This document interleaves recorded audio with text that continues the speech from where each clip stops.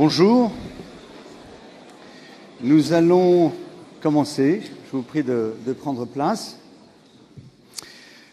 Le train qui doit permettre à notre animateur Enguerrand Renaud de nous rejoindre est un petit peu en retard, donc je vais essayer, non pas de le remplacer parce que c'est un grand professionnel, mais de faire ce que je peux. Déjà, je tiens à vous remercier d'être tous là pour ce débat. La fiction en 2020, la place de la fiction en 2020. Un débat qui doit se terminer vers 12h45 avec deux tables. La première, Philippe Bailly, Jacques Pesquine, ancien délégué général de l'USPA, Sophie Deschamps, scénariste, Marc Tessier, François Jost et Vincent Colonna. Je voulais juste vous dire que je suis tout à fait heureux de vous recevoir, d'autant plus que la deuxième table est très prestigieuse. Nous avons tous les grands responsables avec nous de l'audiovisuel. Je les remercie d'être avec nous.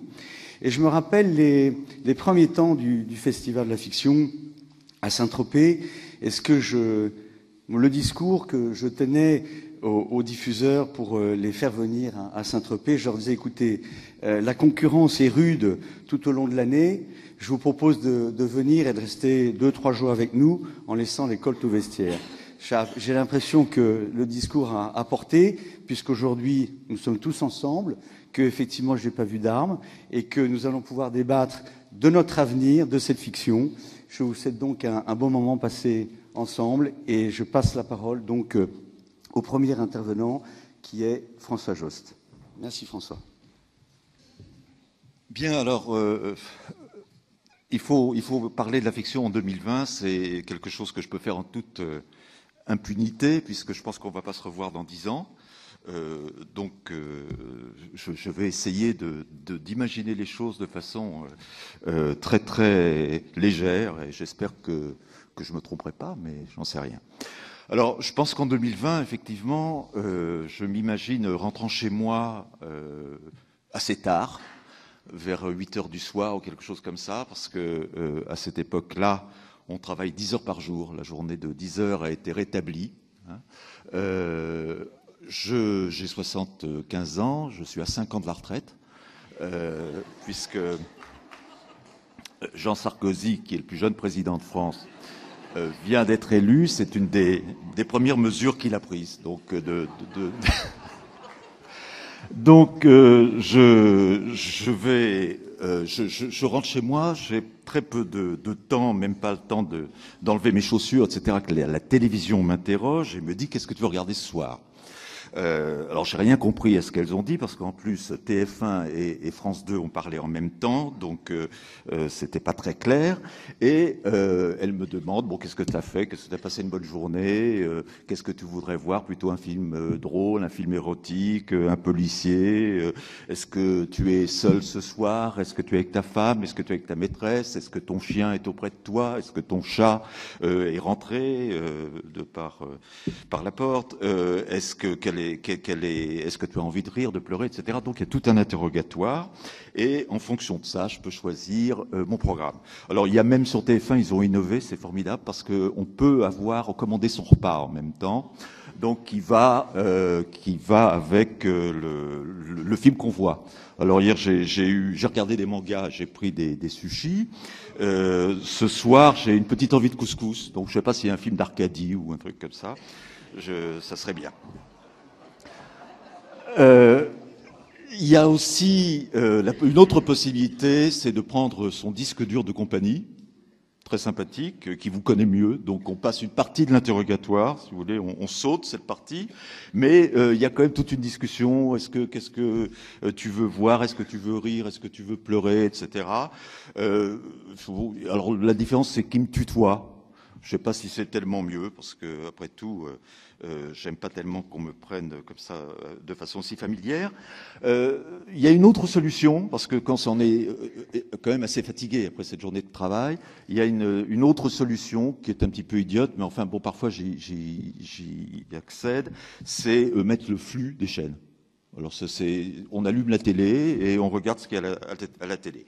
Il n'y a plus beaucoup de choix, parce qu'il y a eu, dans les 5 années qui ont précédé ce qu'on appelait la guerre de la TNT, C'est-à-dire qu'il y a eu un truc sanglant et il n'y a plus que 2 opérateurs, en fait.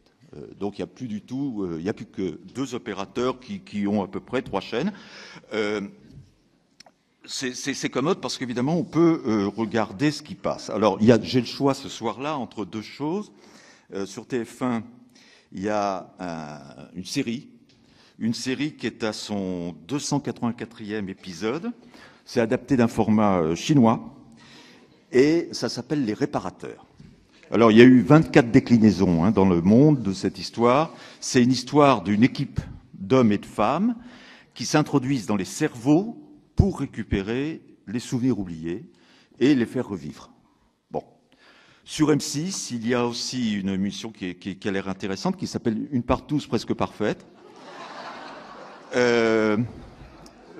Mais bon, là, je dois dire, j'en ai aussi un petit peu assez d'entendre les invités qui se plaignent sans arrêt que le service laisse à désirer, des choses comme ça.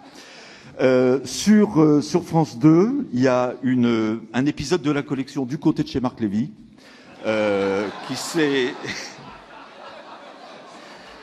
qui a succédé à Du côté de chez Maupassant, qui s'est arrêté juste 2 années avant.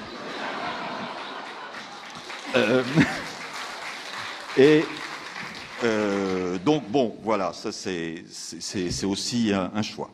Alors, bon, ce petit scénario pour dire que si on est sérieux, on peut peut-être imaginer qu'en 2020, on aurait le choix entre trois grandes options, qui seraient d'une part l'accès au stock des chaînes par VOD, VAD, tout ce qu'on veut.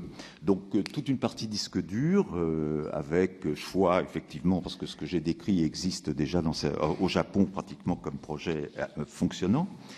D'une part, je pense une très grande part de formats internationaux qui sont réadaptés à la sensibilité de chaque pays, et puis une petite part pour l'unitaire, et peut-être même pour des ciné-clubs qu'on pourra regarder en 2020.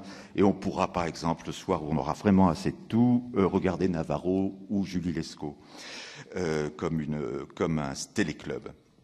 Alors, je pense qu'en fait, la première solution, c'est-à-dire les disques durs avec choix et interactivité du spectateur, c'est un peu un leurre, c'est-à-dire que c'est quelque chose qui tendanciellement existe, qui pourra intéresser un certain nombre de gens, mais qu'au fond, je pense que l'interactivité retombera et que la chose qui restera toujours la télévision, c'est l'envie d'être surpris par des programmes qu'on n'a pas prévus.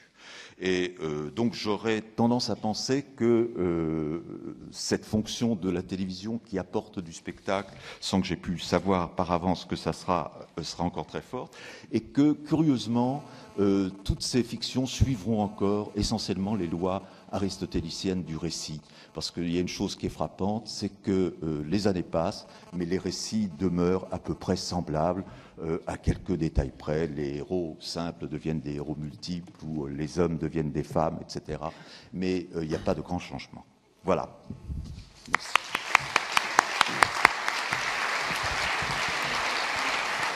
Merci à François Jost. Alors en 2020, on rigolera bien, parce qu'on a bien rigolé. Peut-être que la SNCF sera à l'heure en 2020. Je vous prie de m'excuser du retard pour l'arrivée. Et nous allons, puisque tout est chronométré, demander à Vincent Colonna, sémiologue, romancier et auteur d'un ouvrage sur les séries françaises, de bien vouloir nous donner sa vision de 2020. Téléfiction. Nous sommes en 2020. La France vit au rythme de ces fictions télé nationales qui enchantent le pays et sont un élément indispensable de toute conversation.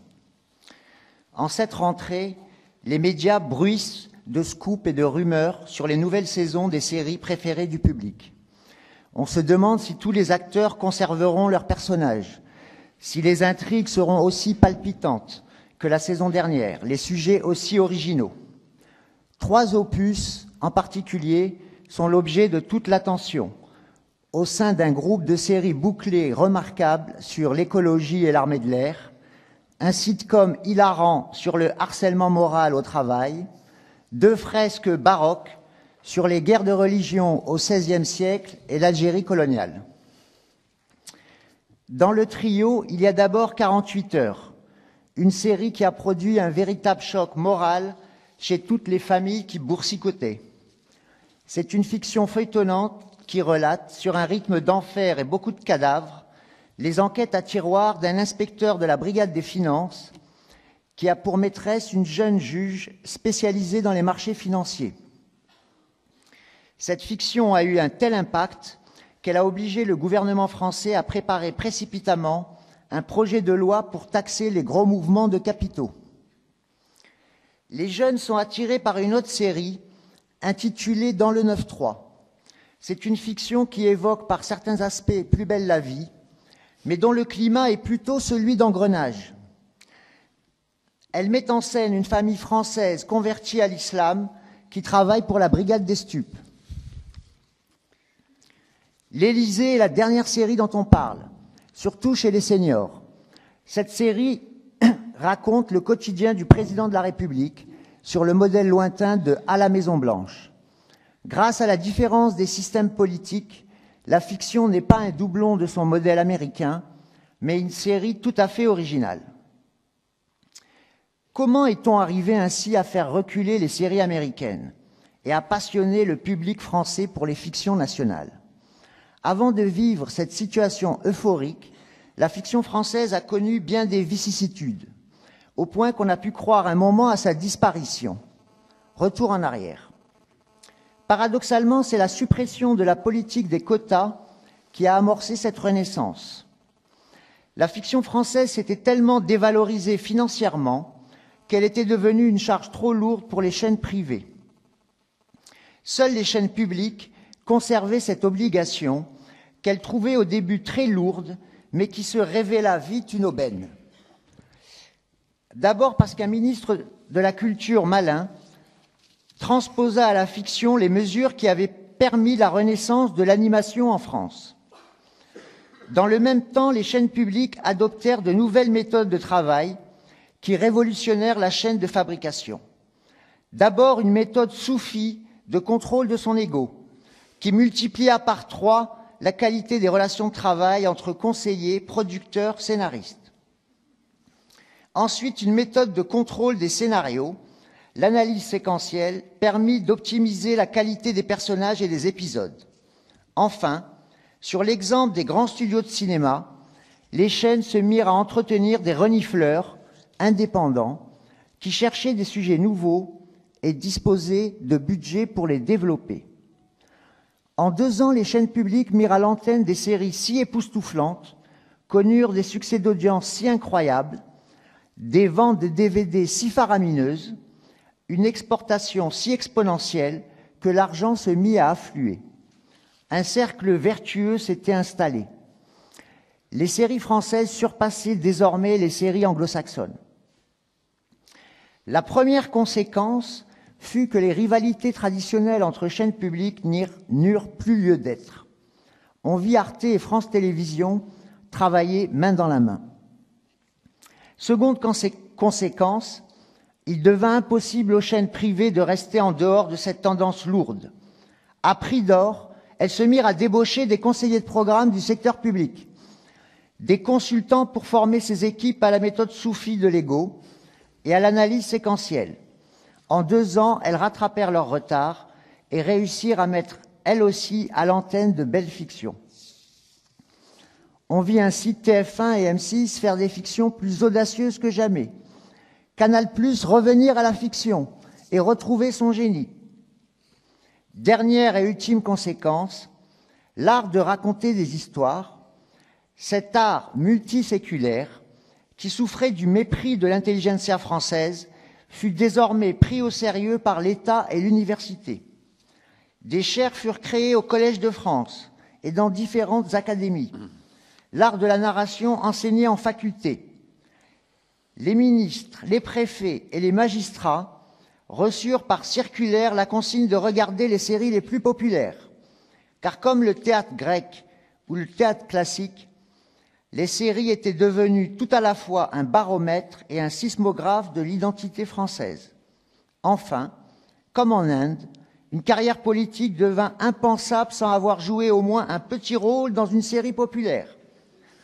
Et l'on vit la classe politique se présenter au casting, écrire des scénarios et chanter les louanges de la série française au Sénat comme à l'Assemblée nationale. Merci.